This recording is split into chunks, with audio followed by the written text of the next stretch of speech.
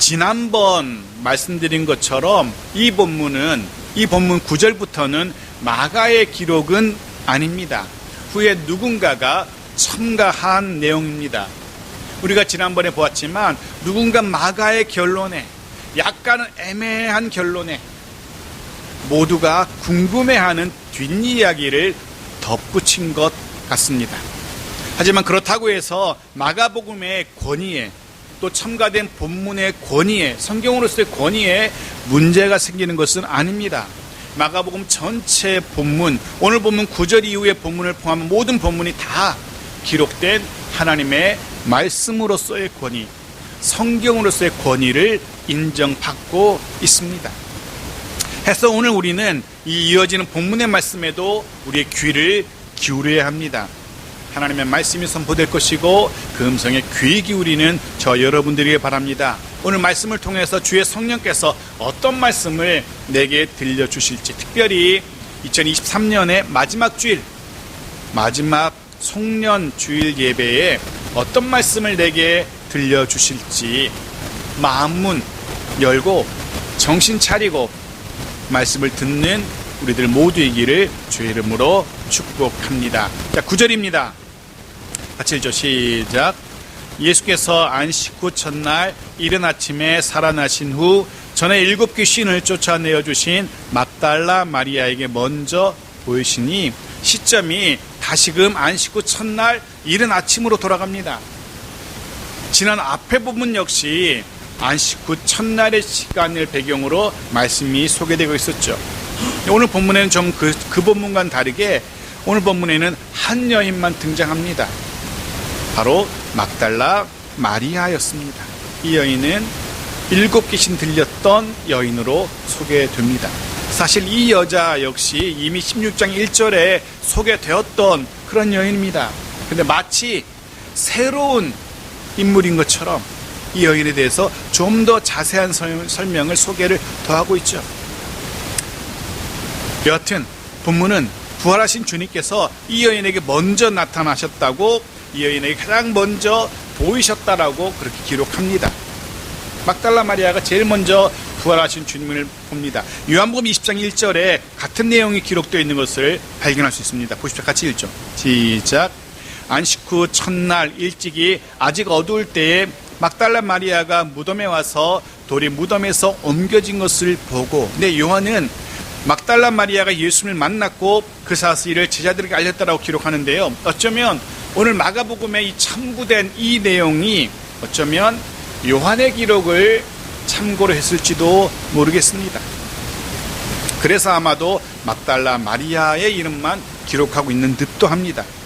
여하튼 부활하신 주님께서 마리아에게 자신을 보이시고요, 마리아는 이내 곧장 머뭇거리지 않고 곧장 달려가서 주님의 부활의 소식을 사람들에게 전하죠. 지난번 8절까지 보았던 마가의 결론과 완전히 다르죠. 마가는 두려워 떠는 여인들의 모습으로 제자들에게 가서 달려가지 않고 그저 주저앉아서 떨고 있는 여인들의 모습으로 기록을 마무리하고 있었습니다. 본문은 어쩌면 그 뒤에, 그 이후의 이야기를 우리에게, 독자들에게 들려주는 듯 합니다. 10절 말씀입니다. 그 뒷일이 어떻게 되는지 같이 읽죠. 시작. 마리아가 가서 예수와 함께하던 사람들이 슬퍼하며 울고 있는 중에 이 일을 알림에 마리아는 달려가서 이 일을, 부활하신 주님을 만났음을 알립니다. 여기도 소개됐던 예수와 함께하던 사람들, 이들은 예수님의 제자들일 겁니다. 예수님을 사랑하던, 예수님을 존경하고 따르던 제자들일 겁니다. 이들의 모습을 본문이 어떻게 묘사하고 있습니까? 슬퍼하며 울고 있는 중이라고 그렇게 이들의 모습을, 이들의 현재 상황을 소개하고 있습니다. 슬픔과 울음, 이것이 스승인 예수를 잃은, 지난 3년의 시간을 함께 먹고 마시며 함께 생활했던, 사랑하고 존경하던 주님을 먼저 떠나보낸 제자들의 현재 상황입니다. 슬픔과 울음, 울고 있고 슬픔에 빠져 있습니다. 정신을 못 차립니다. 그런데 이제 더 이상 슬퍼할 이유가 없습니다. 이제는 더 이상 울고 있을 필요가 없습니다. 주님이 부활하셨기 때문에, 부활의 소식이 전하여졌기 때문에 분명 단번에 슬픔을 그치게 할 수 있는, 단번에 울음을 그치게 할 수 있는 기쁜 복된 소식이 제자들에게 들려집니다. 그런데 보십시오. 제자들이 어떻게 반응합니까? 11절 제자들의 반응입니다. 같이 읽죠. 시작. 그들은 예수께서 살아나셨다는 것과 마리아에게 보이셨다는 것을 듣고도 믿지 아니하니라. 듣고도 믿지 아니하니라. 이것이 제자들의 반응이었습니다. 주님이 살아나셨다는 것, 마리아 자신에게 보이셨다는 것 듣지만 기쁨, 감격, 환호 이런 반응이 아니었던 겁니다. 예수가 살아나셨다는 소식, 살아나신 주님을 마리아 자신이 직접 보았다는 이 놀라운 소식, 분명 자신들의 슬픔을, 자신들의 울음을 단번에 바꿀 수 있는, 그치게 할 수 있는 기쁜 소식입니다. 제자들로서는 도저히 믿을 수가 없는 이야기였습니다. 아마도 마리아가 꿈을 꾸었거나 아니면 너무 슬퍼서 헛것을 보았다라고 생각했던 것 같습니다. 듣고도 믿지 않습니다. 물론 분명 쉽게 받아들일 수 있는 이야기가 아니죠. 죽은 자가 살아났다니 이 초자연적인 현상입니다. 사람의 이성으로는, 사람의 상식으로는 받아들일 수 없는 이야기죠. 죽은 자가 살아났다. 그런데 제자들은 이미 이런 초자연적인 죽은 자의 살아남을 이미 목격한 적이 있습니다. 그중에 하나만 보겠습니다. 마가복음 5장 41절 42절 같이 읽죠. 시작. 그 아이의 손을 잡고 이르시되 달리다고 마시니 번역하면 곧 내가 네게 말하노니 소녀야 일어나라 하심이라. 소녀가 곧 일어나서 걸으니 나이가 12살이라 사람들이 곧 크게 놀라고 놀라거늘. 주님께서 이미 죽은 회당장 야이로의 딸을 살리신 적이 있습니다. 제자들은 그렇게 죽었던 아이가 살아나서 걸어다니는, 말 그대로 말도 되지 않는 초자연적인 현상을 자신들의 두 눈으로 선명하게 분명히 보았습니다. 다른 사람에게 전해들은 소문이 아니었습니다. 자신들의 눈으로 본 겁니다.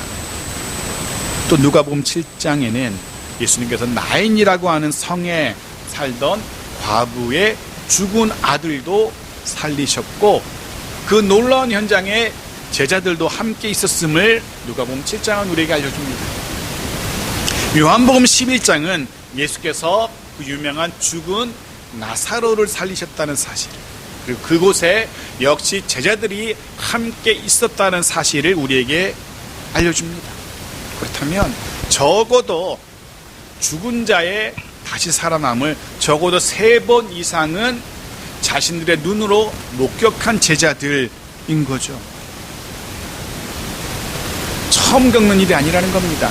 게다가 예수님은 이미 자신의 살아남에 대해서 수차례 말씀하시기도 했습니다. 그렇다면 예수님의 살아남, 부활 역시 믿지 않을 이유가 없습니다. 믿을만 했습니다. 다른 사람들은 몰라도 적어도 죽은 자의 살아남을 직접 목격했던 이 제자들만큼은 예수님이 살아나셨다는 사실을 믿었어야죠. 하지만 제자들은 믿지 못합니다. 해서 후에 주님에게 책망을 듣게 되는 거죠. 예수님의 부활, 살아남, 말씀대로 이거는 믿음의 영역이죠. 사람의 우리의 머리로 이해하는 이해의 영역이 아닌 겁니다. 믿음의 영역입니다. 우리는 그저 믿을 것인가 믿지 않을 것인가 선택, 둘 중에 하나를 선택하고 결정하기만 하면 되는 겁니다. 사실 세상에는요, 머리로 이해되지 않는 일들이 참 많습니다. 우리의 머리로 납득되지 않는, 도무지 아무리 이해하려 해도 이해되지 않는, 도무지 납득되지 않는 그런 하나님의 일하심 너무도 많습니다. 그거는 믿음의 영역입니다. 내 머리로 이해되지 않을 때, 내가 도무지 납득할 수 없을 때, 그건 믿음의 영역인 겁니다. 그때 나의 믿음이 필요한 겁니다. 믿음이라는 내 속에 어떠한 체계가 작동해야 됩니다. 그리고 나면 비로소 이해되기도 하고 납득되기도 할 겁니다. 믿음의 영역. 이전에도 그랬고 이후에도 그럴 겁니다. 여전히 저와 여러분의 믿음을 필요로 하는, 저와 여러분의 믿음이라는 것이 작동해야만 하는, 그래야만 이해되어지고 그래야만 납득되는 일들이 분명히 있었고 또 있을 겁니다. 그때 어리석게 머리로 이해하려고, 내 생각으로 납득하려고 애쓰지 마십시오. 이해되지 않는다고, 납득되지 않는다고 외면하거나 부정하지도 말아야 됩니다. 믿음으로 받아들여야 하는 겁니다. 오히려 그때 내 이성으로 납득되지 않을 때, 내 생각으로 받아들일 수 없어 오히려 그때 더더욱 주님을 전폭적으로 신뢰하며 믿음으로 하나님의 일하심을 받아들여야 되는 겁니다. 그렇게 믿음으로 받아들이면 그 이후에는 비로소 하나님의 일하심을 알게 될 겁니다. 비로소 하나님의 일하심이 보일 겁니다. 그리고 그런 믿음이 작동하는 순간 내가 어떤 사람인지 드러납니다. 내가 믿음의 사람인지 아닌지 선명하게 드러나게 될 겁니다. 사랑하는 성도 여러분, 이미 지난 2023년의 삶이 혹 믿음의 삶이 아니었을 수도 있을 겁니다. 너무나 많은 시간 믿음이 아니라 내 머리로, 내 이성으로, 내 상식으로, 그래서 때로는 낙심하기도 하고 좌절하기도 하고 넘어지기도 했을지도 모르겠습니다. 본문의 제자들처럼 하나님의 일하심을 믿을 수 없었기 때문에, 믿지 못했기 때문에 어쩌면 우리도 많은 시간 슬픔에, 울음에 갇혀 있었을지도 모르겠습니다. 그럼 이제는 바뀌어야 되고 바뀔 수 있습니다. 믿음으로 하나님의 일하심을 받아들이는 그런 저와 여러분이기를 소원합니다. 믿음의 사람들로 살아가는 우리들 모두이기를 주의 이름 축복합니다. 믿음으로 하나님의 일하심을 볼 수 있고 그로 인해서 늘 기쁨과 감격이, 감사가 넘치는 저와 여러분의 이후의 삶이기를, 우리의 가정과 일터이기를 주의 이름으로 축복합니다. 그렇지만 본문의 제자들은 여전히 주님의 부활을 믿지 못합니다. 믿지 못하는 제자들의 안타까운 모습이 한 가지 더 소개되죠. 12절 13절 말씀입니다. 같이 읽겠습니다. 시작. 그 후에 그들 중 두 사람이 걸어서 시골로 갈 때에 예수께서 다른 모양으로 그들에게 나타나시니 두 사람이 가서 남은 제자들에게 알리었으되 역시 믿지 아니하니라. 이 장면은 누가복음 24장의 기록을 그대로 생각나게 합니다. 누가복음 24장 13절도 같이 볼까요? 시작. 그날에 그들 중 둘이 예루살렘에서 25리 되는 엠마오로 하는 마을로 가면서, 조금 더 구체적으로 지명과 거리가 기록되어 있습니다. 슬픔, 울음에 사로잡혀서 헤어나오지 못하던 제자들 중에 두 사람이 드디어 결국은 예루살렘을 떠나서 그 슬픔의 자리, 그 울음의 자리를 떠나서 고향 엠마오로 향합니다. 더 이상 예루살렘에 머물 이유가 없었던 거지, 머물 수도 없었습니다. 너무나 슬프고 너무나 안타까워서 그곳에 있을 수가 없습니다.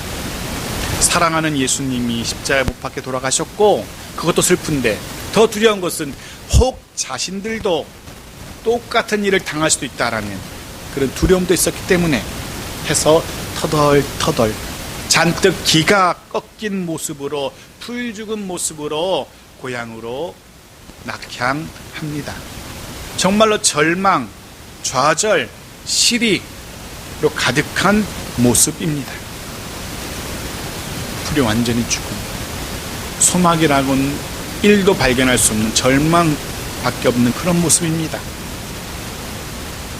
겨우겨우 걸음을 옮기지만 이내 곧 주저앉을 것 같은 그런 힘없는 모습입니다. 솔직히 냉정하게 말씀을 묵상하면서 지난 시간 우리들의 모습을 돌아보게 됩니다. 왜냐하면 우리도 이들처럼 때로 절망하곤 했습니다. 그죠? 우리도 때로 이들처럼 좌절하곤 했습니다. 우리도 이들처럼 때로는 낙심하기도 했습니다. 우리도 이들처럼 자포자기하기도 했습니다.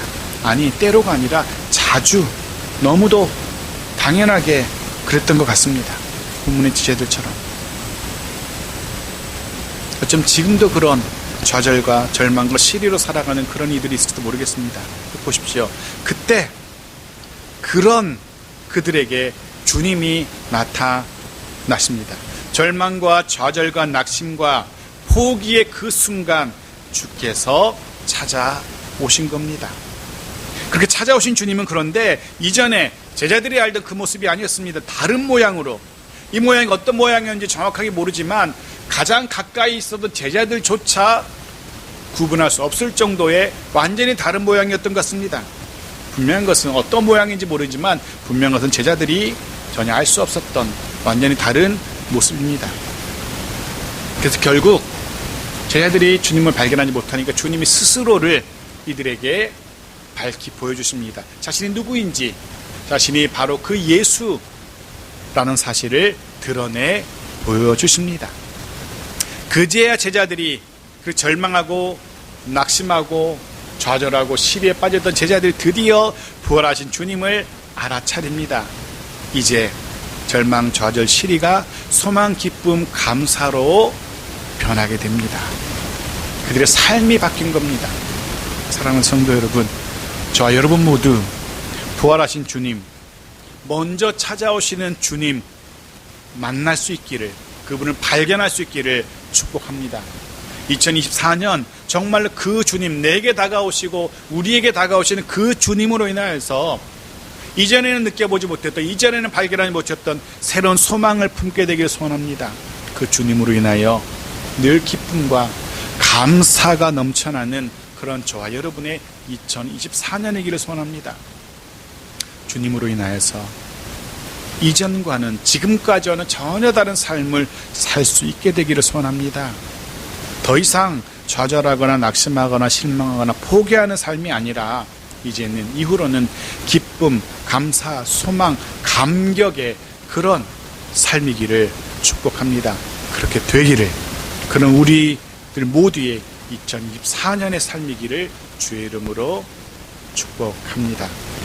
그렇게 부활하신 주님을 만난 두 제자는 이제 그들의 길을 돌이켜서 다시금 떠나왔던 그 슬픔과 울음 가득했던 그곳 예루살렘으로 달려갑니다. 돌아갑니다. 그리고 남은 제자들에게 자신들이 주님을 만났음을, 주님이 정말 다시 살아나셨음을 소리 높여 외칩니다. 자신이 진짜 만났으니까 자신의 슬픔과 자신의 좌절을 일순간의 기쁨과 감사로 바꾸신 그분이 주님이셨음을 자신이 만났으니까 그 확신 가지고 나머지 제자들에게 외칩니다. 근데 보십시오. 13절 다시 볼까요? 같이 읽죠. 시작. 두 사람이 가서 남은 제자들에게 알렸으되 역시 믿지 아니하니라. 남은 제자들의 반응이 무엇이라고요? 역시 믿지 아니하니라. 나머지 제자들은 주님이 부활하셨다는 소식을 역시 믿지 않습니다. 막달라 마리아의 증언, 두 제자의 증언이 일치합니다. 지어낸 이야기가 아니라는 겁니다. 밤에 자다가 꿈꾼 그 꿈의 이야기가 아니라는 겁니다.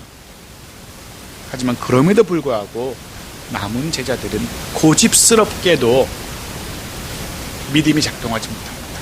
여전히 자신들의 생각, 자신들의 이성, 그것으로 받아들이려 하고 이해하려 하고 납득하려고 합니다. 그러니 부활을 믿을 수가 없습니다. 결국 주님께서 직접 그 고집스러운 그들에게 나타나시죠. 14절입니다. 같이 읽죠. 시작. 그 후에 11제자가 음식 먹을 때에 예수께서 그들에게 나타나사 그들의 믿음 없는 것과 마음이 완악한 것을 꾸짖으시니 이는 자기가 살아난 것을 본 자들의 말을 믿지 아니함일러라. 네, 그 후에, 물론 그 후가 언제인지는 정확하지 않습니다. 같은 사건들을 복음서가 다 기록하고 있는데요, 같은 사건을 기록하는 누가, 또 요한의 기록과도 조금 차이가 있습니다. 누가는 이때가 부활하신 후 첫 주일, 바로 다음 날이라고 기록하고요, 요한은 8일이 지난 두 번째 주일이 되죠 라고 기록합니다. 뭐 중요하지 않습니다. 해서 마가는 굳이 그날이 언제인지는 정확하게 알려주지 않습니다. 중요한 건 주님께서 직접 다른 모든 제자들에게 나타나셨다는 것. 그렇게 나타나신 주님은 그들을 책망하십니다. 혼내십니다. 나무라십니다. 이유가 무엇이라고요? 그들의 믿음 없는 것 즉 마음이 완악한 것, 그것을 꾸짖으십니다. 그들의 고집스러움, 자신의 생각, 자신들의 이성, 그것을 고집하면서 믿음으로 받아들이지 못하는 그 믿음 없음, 그 고집스러움, 그것을 책망하고 계십니다. 마리아의 증언, 두 제자의 증언, 주님의 예고의 말씀, 이런 여러 기회에도 불구하고 제자들은 마음을 끝까지 열지 않았던 겁니다. 여전히 믿음 없는 모습으로 그런 슬픔과 울음의 하루하루를 지내고 있었던 겁니다. 그럴 필요 없었는데 여전히 절망과 슬픔에 사로잡혀서 하루하루를 숨죽여 살고 있었던 겁니다. 해서 주님이 그들을 책망하시는 겁니다. 하지 않아도 될 근심, 걱정, 절망, 슬픔, 거기서 헤어나오지 못하고 헤매고 있는 제자들을 책망하신 겁니다. 그리고 주님은 그들을 책망하실 뿐만 아니라 그들을 다시 일으켜 세우십니다. 그들에게 보이시면서 그들의 믿음을 다시 자극하시고 그들 속에 믿음이라는 것이 다시금 작동하도록, 그리고 그 믿음으로 이후로 제자의 삶을 감당하도록 그들을 다시금 세우십니다. 사도 바울 역시 고린도 후서에서 이 믿음을 우리에게 요구합니다. 마지막으로 같이 읽겠습니다. 13절 5절입니다. 같이 읽죠. 시작. 너희는 믿음 안에 있는가? 너희 자신을 시험하고 너희 자신을 확증하라. 예수 그리스도께서 너희 안에 계신 줄을 너희가 스스로 알지 못하느냐? 그렇지 않으면 너희는 버림받은 자니라. 아멘. 너희는 믿음 안에 있는가? 너희 자신을 시험하고 너희 자신을 확증하라. 우리 속에 믿음이란 체계가 여전히 잘 작동하고 있는지, 그것이 오래되어서 낡고 묵어가지고 제대로 삐걱거리며 작동하지 못하는 그런 상태는 아닌지 늘 우리의 믿음을 점검해야 됩니다. 군에서는 그러잖아요. 닦고 조이고 기름치자라고 하는데 우리의 믿음을 늘 그렇게 살펴야 됩니다. 하나님의 일하심이 내게 받아들여지도록, 그 믿음이 늘 잘 작동하도록 늘 점검해야 됩니다. 믿음의 삶을 살아야 됩니다. 제자는 그런 사람입니다. 히브리서 역시 우리에게 그런 삶을 요구합니다. 히브리서 11장은 믿음으로 이 땅을 살았던 많은 믿음의 선배들을 우리에게 소개합니다. 바라기는 천국에 보관된 히브리서 11장 그 원본에 저와 여러분의 이름도 그렇게 새겨져 가기를, 우리가 그 나라 갔을 때에는 우리의 이름도 당당하게 그 믿음의 사람들의 이름에 우리 이름도 들어있기를 간절히 소원합니다. 말씀을 정리합니다. 이미 지나간 시간 2023년, 어쩌면 때로 믿음 없는 모습이었을지도 모르겠습니다. 하지만 이제는, 이후로는 믿음의 삶을 이 시간 결단하는 그런 우리들이었으면 좋겠습니다. 적어도 연말 연초에 새로운 믿음을 그런 결단하는, 작심하는 그런 시간들이 우리에게 있었으면 좋겠습니다. 어쩌면 흔히 하는 말로 작심삼일, 이런 말 있지 않습니까? 크게 마음 먹었지만 3일을 못 버티는 작심삼일. 그렇지만 그래도 작심삼일에 그런 모습들이 있었으면 좋겠습니다.